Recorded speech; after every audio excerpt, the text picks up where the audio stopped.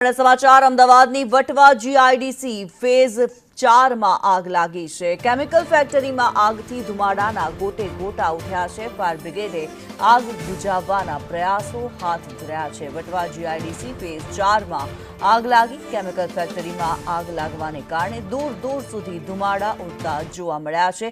પ્રતીક અમારી સાથે જોડાયેલા છે। પ્રતીક, જે વટવા જીઆઈડીસીમાં આગ લાગવાની ઘટના સામે આવી રહી છે, શું માહિતી? અત્યારે હાલની શું પરિસ્થિતિ?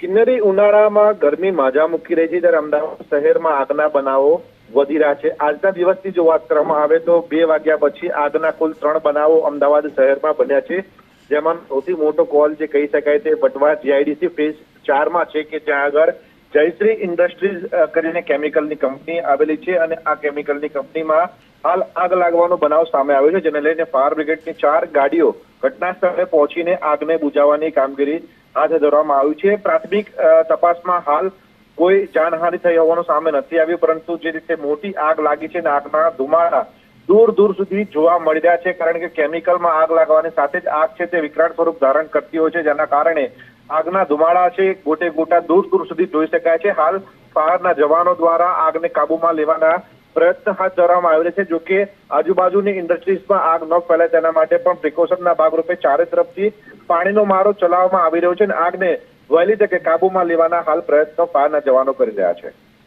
જી, ધન્યવાદ પ્રતીક આ માહિતી માટે।